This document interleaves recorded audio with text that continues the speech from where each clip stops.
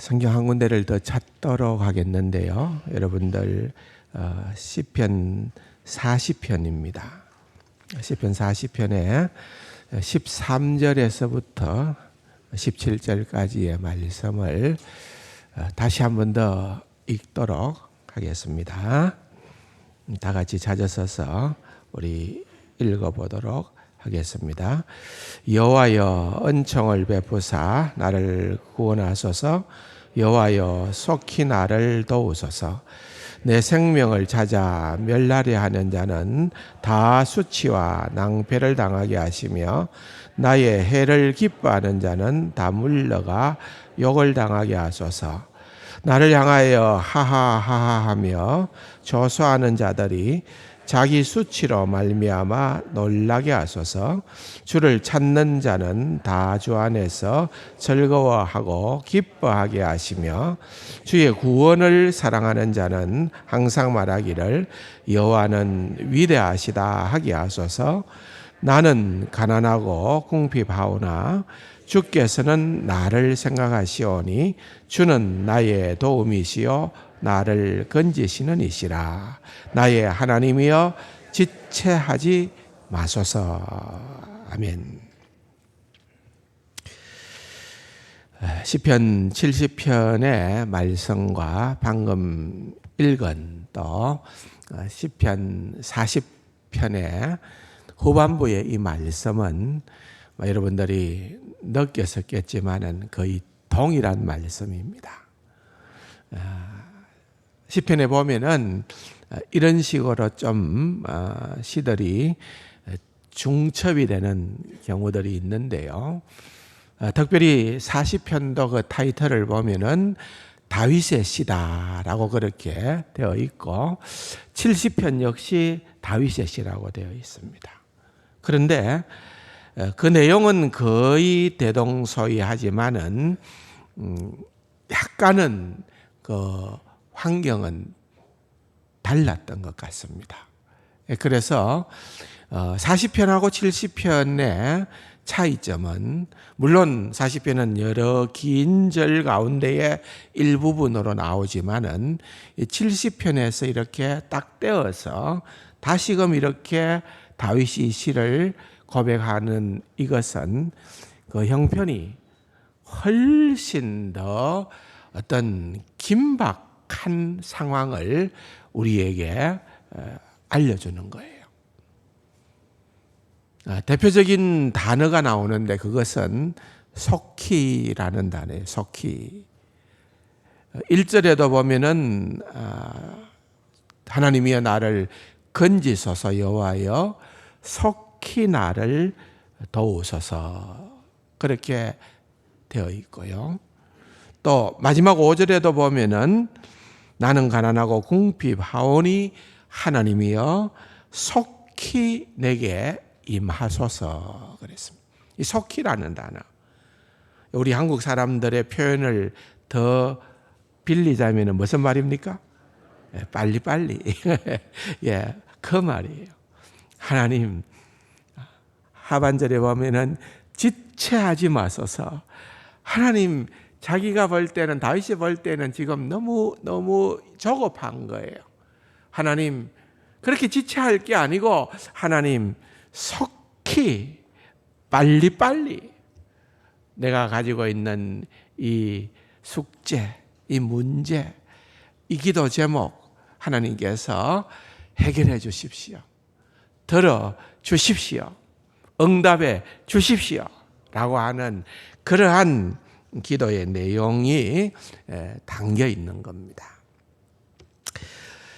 저는 지난 한 주간 동안에 좀 개인적으로 많이 의기소침했습니다. 힘도 많이 빠지기도 하고 그래서 이거 정말 개인적인 어떤 무엇이라기보다는 이 나라의 앞날과 또 미래 세대들을 생각해 볼 때에 너무너무 좀 마음이 아프더라고요.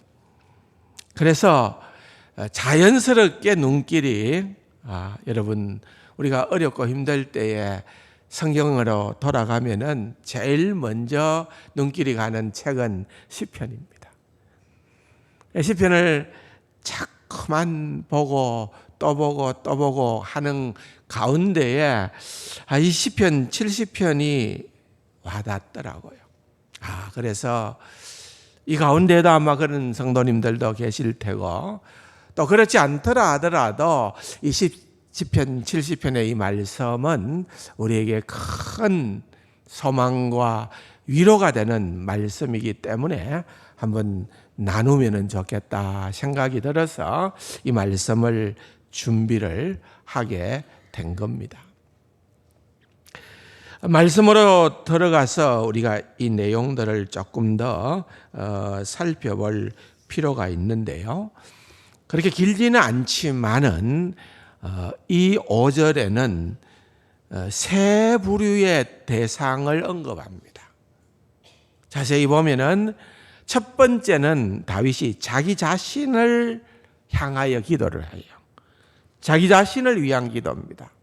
1절과 5절입니다. 보세요. 1절에 보면은 하나님이여 나를 건지소서, 여호와여 속히 나를 도우소서. 지금 어떤 상황에 놓여 있는지는 모르지만은 굉장히 절박하다는 거죠. 다윗이 처한 형편이. 그래서 나를 도우소서, 건지소서. 5절에도 보면은 나는 가난하고 궁핍하오니 하나님이여 속히 내게 임하소서. 주는 나의 도움이시오, 나를 건지시는 이시오니. 나. 여러분, 우리가 기도할 때에 우리는 할 수 없어요. 첫 번째로 우리는 내 자신을 위한 기도를 드릴 수밖에 없는 자들이죠. 그건 나쁘지도 않고 이기지기도 않고 그건 당연한 거예요. 우리는 첫 번째로 자신을 위한 기도를 해야 된다는 거죠. 뿐만 아니라 두 번째로 2절과 3절에 보니까 어떤 표현이 등장을 하는가 하면은 나의 영혼을 찾는 자들이, 또 나의 상함을, 내가 해함을 받아서 상처가 나고 상하게 된다고 말이죠. 나의 상함을 기뻐하는 자들, 또 나를 향하여 아하라는 말은 이거는 비웃는다는 거예요. 비아냥거린다는 거예요. 나를 향하여 조소하고 그렇게 비아냥거리는 자들 누굽니까? 다윗에게 있어서는 이들은 원수라는 거예요. 원수. 나의 원수에 대한 기도. 그것을 다윗은 2절과 3절에서 하고 있는 것을 보게 됩니다. 그렇죠? 우리는 마찬가지입니다. 까닭 없이 나를 공격해 오고 나를 힘들게 하고 또 나에게 정말 많은 피해를 주는 그러한 사람들을 만나게 되면은 가만히 있지를 못하죠. 그래서 또한 이들을 향한 기도를 하게 된다는 겁니다. 근데 그것만 있는 것이 아니라 하나가 더 있어요. 그게 굉장히 저는 아주 중요하다고 봤는데 그것이 뭔가 하면은 4절입니다. 4절에 보니까 주를 찾는 모든 자들이라 그랬습니다. 또 뿐만 아니라 또 다른 표현으로는 주의 구원을 사랑하는 자들이라 그랬습니다. 다른 말로 할 것 같으면은 다른 성도들, 하나님의 백성들, 다윗도 그러하겠지만은 역시 그들도 신실한 하나님의 백성된 자들, 내가 어려움에 직면해 있지만은 눈길을 돌아 그들을 보니까 그들 역시도 나와 같은 어려움에 처해 있고 힘든 상황 가운데 있기 때문에 나는 그들을 그냥 모른 채 할 수가 없다. 내가 그들을 위해서 기도하겠다. 그겁니다. 이 쉽지 않아요. 여러분, 우리가 여유가 있는 것도 아니고 다윗이 지금 어떤 아주 그야말로 평온한 상태에 있는 것도 아니고 이 시편에서 직면하고 있는 다윗은 자신도 주체하기 어려울 만큼이나 그런 공경에 처해 있는 그런데 눈길이 돌아간다는 거예요. 눈길이 주변 사람들을 볼 수 있다는 거예요. 그런데 어떤 사람입니까? 여러분, 사실은 이렇게 제가 셋으로 구분을 했지만은 더 집중해서 보면은 나와 성도들, 여기에 주를 찾는 자들, 주를 사랑하는 자들, 이러한 이들은 특별히 주를 찾는 모든 자라고 그랬거든요. 그러니까 그냥 눈앞에 보이는 일부 어떤 나와 함께 신앙생활을 하는 하나님을 믿는 백성만 생각하는 것이 아니라 지금 다윗은 그가 알지도 못하고 다 파악도 안 됐지만은 하나님을 나처럼 섬기는 그러한 모든 성도들을 위하여서 기도를 하는 거예요. 이건 마치 여러분 엘리야가 주변에 많은 선지자들이 죽게 되어지자 하나님 앞에 나만 혼자 남았거늘 그렇게 생각했을 때에 하나님께서 뭐라고 말씀하십니까? 바알에게 굴복하지 않고 입도 맞추지 않은 그러한 남은 자 7,000명이 있다. 무슨 말입니까? 네 혼자 아니다. 네 혼자 아니다. 바로 그런 것들을 깨달은 것처럼 다윗은 다른 이들을 위해서 기도하는 그러한 모습을 보여주잖아요. 그 다른 이는 다윗과 똑같은 성도예요. 하나님을 믿는 자예요. 신자예요. 반면에 여기에 2절과 3절에 등장하는 인물들은 불신자예요. 이들은 원수들이에요. 하나님을 알지 못하는 자들이에요. 그러한 자들과 신자들, 똑같은 무게의 압력이 주어졌을 때에, 똑같은 어려움이 찾아오게 되었을 때에, 여러분, 신자가 나타내 보일 수 있는 반응과 또한 불신자들이 보이는 반응이 너무나도 확연히 차이가 난다. 너무나도 다른 반응을 보인다라고 하는 것을 오늘 시편은 우리에게 얘기를 하고 있는 것입니다. 여러분, 이 시편뿐일까요? 사실은 이게 신약 성경 전체에 흐르는 구조예요. 시편 전체에도 이런 구조가 있잖아요.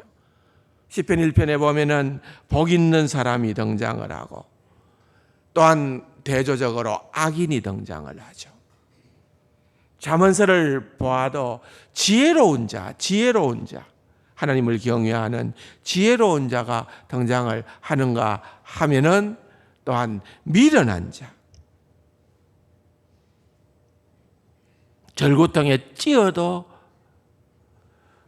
없어지지 않는 악한 자, 불신자를 대조하고 있는 거예요.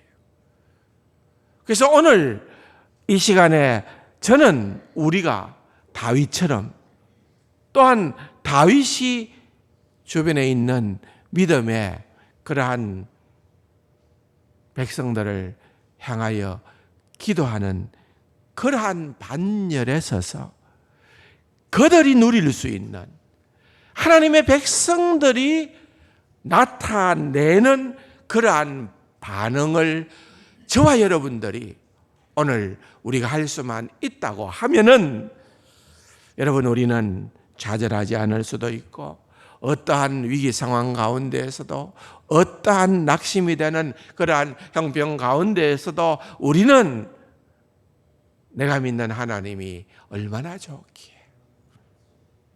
예수님이 좋은 걸 어떡합니까?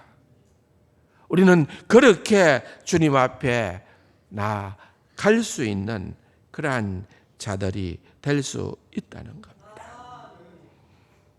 먼저 그 궁극적인 운명의 차이점이 얼마나 다른가, 어떻게 다른가에 대해서 한번 보기를 원합니다.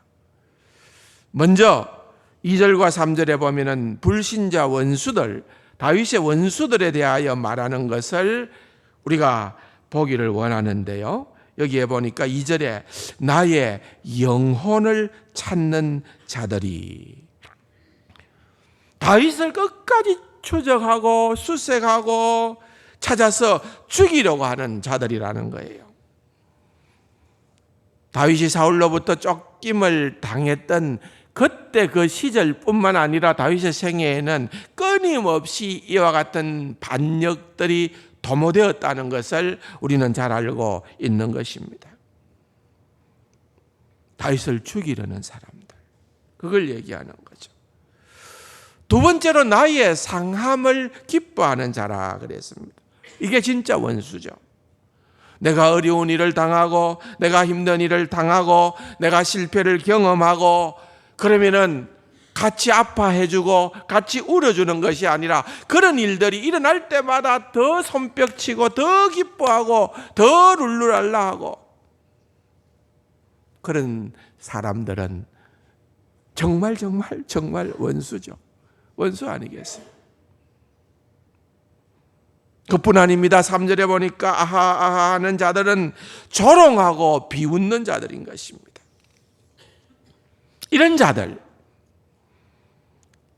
자들은 결국은 하나님께서 개입해 주십시오.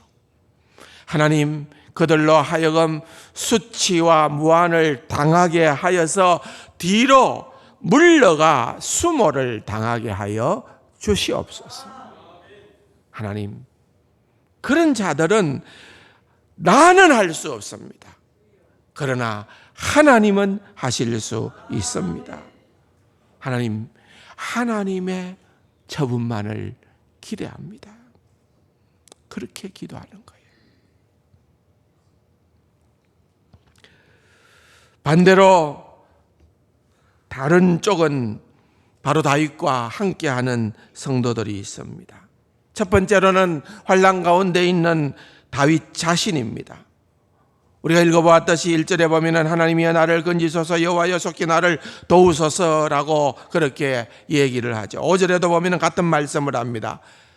다윗은 지금 문제 가운데 있어요. 그런데 그 문제가 있는 정도가 아니고 그 문제가 나를 함몰하여서 가닥 먹구름으로 덮고 있어가지고 너무너무 힘든 상황이라는 거예요.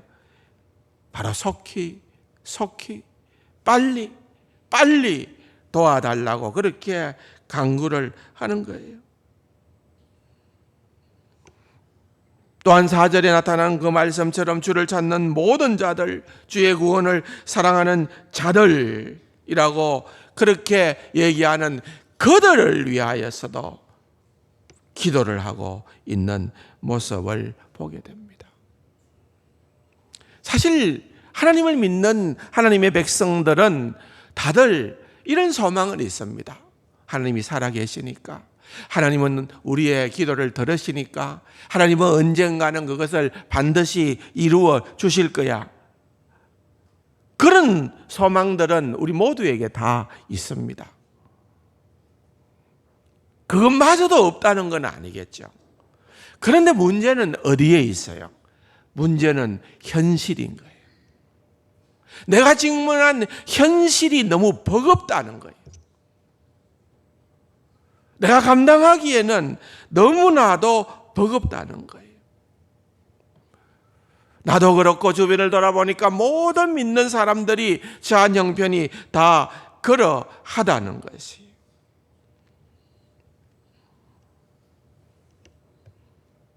그럴 때 우리가 취해야 될 태도는 무엇인가? 원래 우리는 우리의 능력이 아니고요, 주님의 능력으로 살아가는 자들이 신자라는 거 아니에요. 그러니까 매 순간 우리는 하나님이 필요합니다. 절박하게 하나님 앞으로 나와가야 된다는 거예요. 그게 기도라는 거예요. 그냥 하나님 없이도 나는 평안을 누릴 수가 있고 하나님 없이도 나는 잘 될 수가 있다, 그렇게 생각해서는 안 된다는 거예요. 사실 2절에서부터 4절까지의 두 종류의 대조되는 사람들을 보면은요, 여러분 4절에서 보니까 주로 말미암아 기뻐하고 즐거워하게 해달라. 항상 말하기를 하나님은 위대하시다 하게 해달라. 그러니까 말하자면은 여러분, 하나님의 백성된 저와 여러분들은 다윗이 원하는 것은, 다윗도 그것을 하고 싶었고 다윗이 원하는 것은, 하나님의 백성들은 반드시 어떠한 상황 가운데에서도 주로 말미암아 기뻐하고 즐거워할 수 있는 사람이다. 누구로 말미암아요? 환경으로 말미암아, 내가 원하는 것이 성취됨으로 말미암아, 내가 돈을 많이 벌었음으로 말미암아, 내가 사업에 성공함으로써 말미암아, 이게 아니고 누구로 말미암아? 주로 말미암아 기뻐하고 즐거워할 수 있는 자들. 이쪽은 수치와 무한함을 당해야 마땅한 자들이고, 이쪽은 주로 말미암아 기쁨과 즐거움이 언제나 가득한 자. 이것이 신자의 삶이라는 거예요. 그런데 현실을 들여다보니까 현실은 그렇지 않더라는 거예요. 정반대적인 그러한 일들도 허다하다는 거예요. 그게 73편에 보면 나와요. 아기는 왜 그렇게 잘 되는지 몰라요.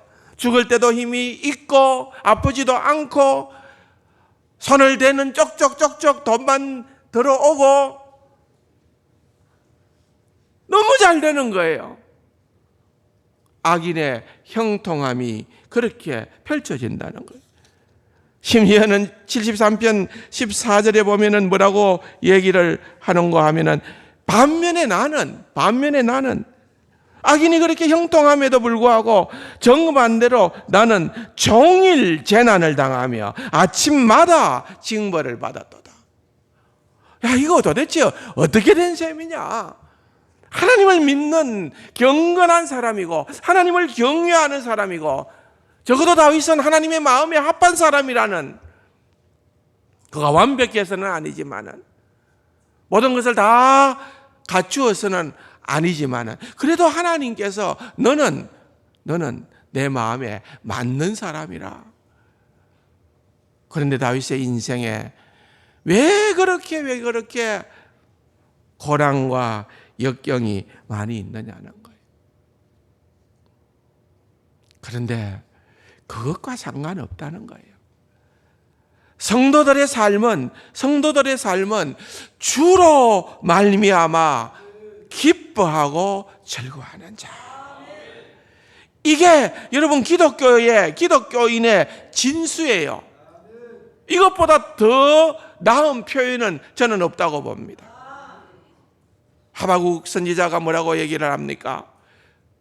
모든 것이 다 없다 하더라도, 그렇죠? 모든 것이 다 사라졌다 하더라도 나는 하나님, 나의 구원의 하나님을 인하여 기뻐하고 즐거워하리로다.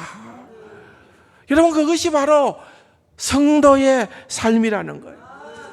우리가 어려운 일들을 만나게 되게 되면은 여러분, 기뻐하는 게 쉬워요? 그냥 낙심되고 슬퍼하고 기죽는 게 쉬워요?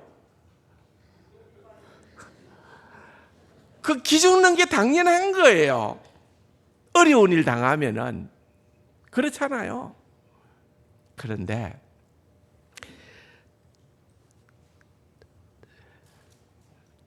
마치 뭐랍니까? 여러분, 언어와 같은 것들이 마지막에 이 물을 거슬러 쫙 그렇게 그가 출생한 곳으로 헤엄쳐 올라가는 것처럼 우리는 우리의 본성대로 하면은 절망하고 낙심하고 슬퍼하고 기죽고 힘들어할 수밖에 없지만은, 그러나 우리는 그렇게 만들어진 존재가 아니라 그것입니다. 나는 하나님으로 말미암아 주로 말미암아 기뻐하고 즐거워하리로다. 참 저는 다윗의 시편을 읽으면 읽을수록 정말 대단한 인물이다, 그렇게 느껴집니다. 다윗은 이 확신이 너무나도 분명했기 때문에 힘을 차린 거예요. 그리고 힘을 차리고 보니까 눈에 내가 기도해야 될 그런 이웃들이 보여지는 거예요. 성도들이 보여지는 겁니다.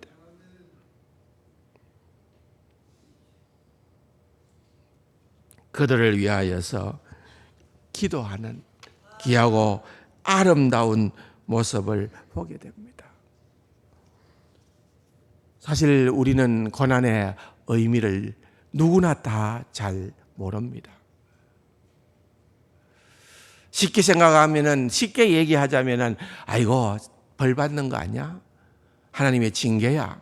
라고 그렇게도 얘기하기가 쉽죠. 물론 그런 것들이 다는 틀린 건 아닐 거예요. 분명히 부분적으로는 맞는 것이 있을 거예요. 근데 성경을 보면은 다윗이 고난을 받았던 그러한 고난은 결국은 다윗은 오실 메시아 예수 그리스도의 예표적인 인물이 다윗이거든요.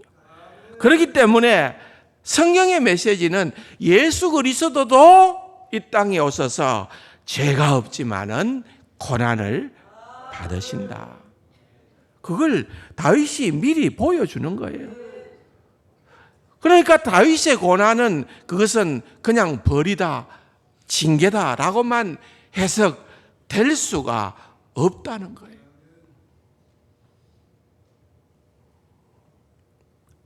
우리 주 예수 그리스도를 예표하는 그러한 고난, 이 고난의 신비라는 것이 있는 거예요. 우리 모두에게는 다 이러한 것들이 있습니다. 고난 가운데에서 세상 사람들은 좌절하고 포기하고 생을 마감하기도 하지만은 우리 하나님의 백성된 자들은 그러한 고난 가운데에서 주님을 더 친밀하게 경험하는 거예요. 주님의 위로하심을 더 깊이 느끼는 거예요. 시스 루이스라고 하는 사람은 고난은 하나님께서 메가폰을 들고 우리에게, 신자에게, 하나님의 백성된 자들에게 소리를 지르는 것이다 그랬어요.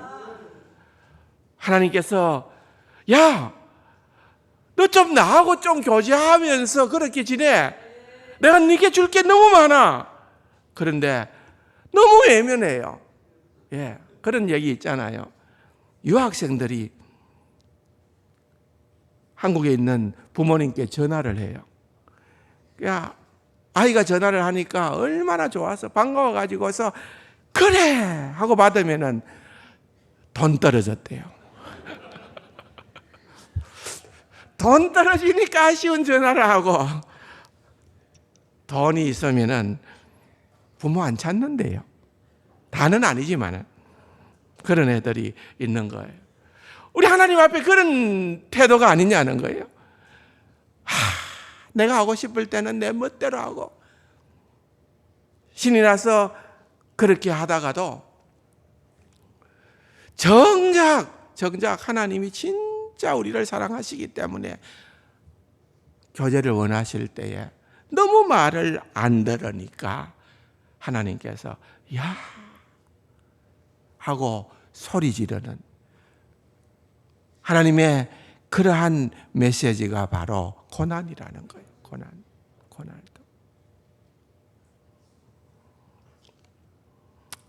우리 신자의 특권은 기도할 수 있다는 것 아닙니까? 예를 들어서 어떤 분이 어느 날 우연히 만났는데 제게 명함을 하나 줍니다.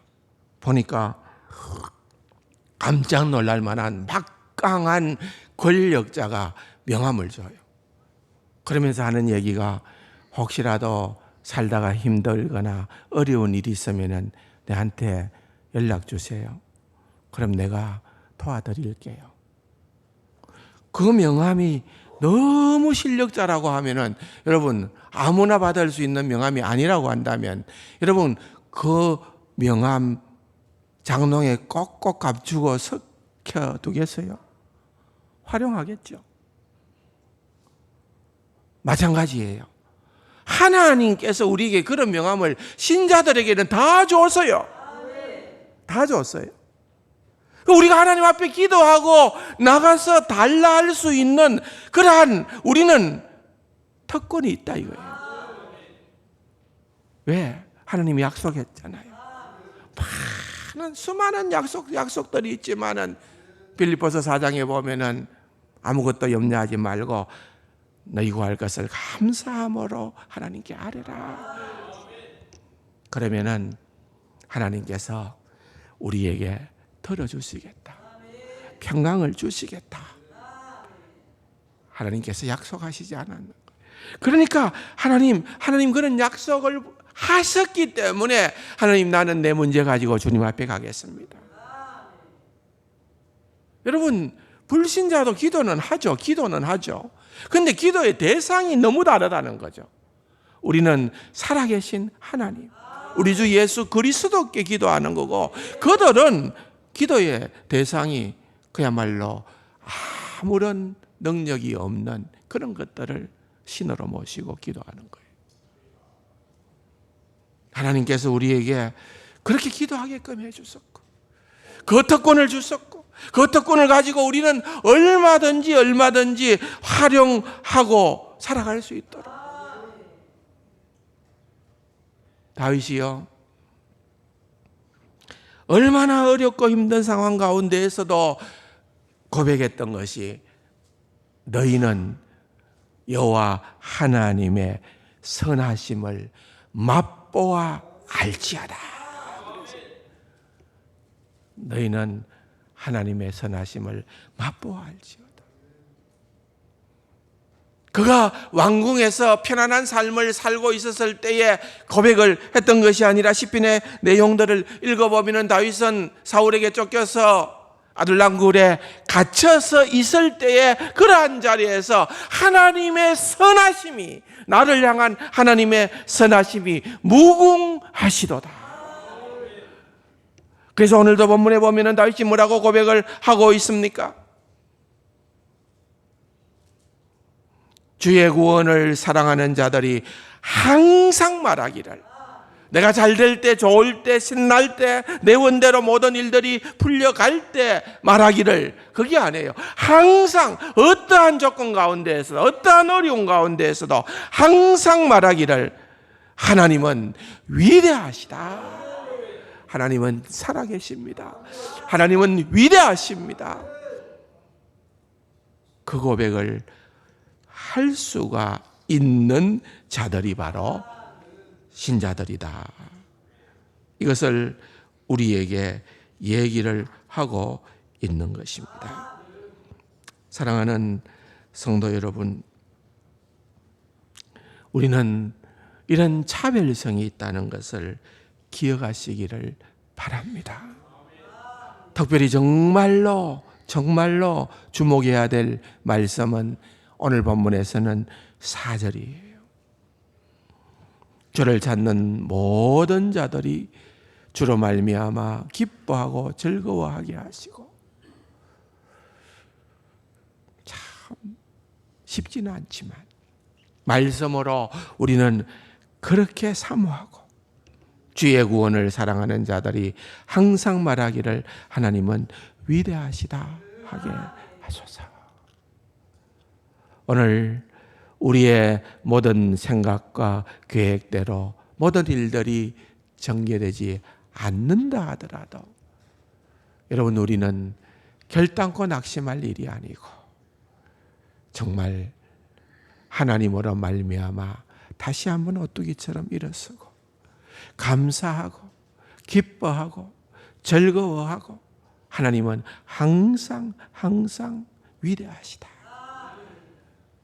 하나님의 절대 주권을 인정하고 믿으며 살아가는 귀하고 복된 우리 세강 가족들이 다 될 수 있기를 주님의 이름으로 간절히 축복합니다.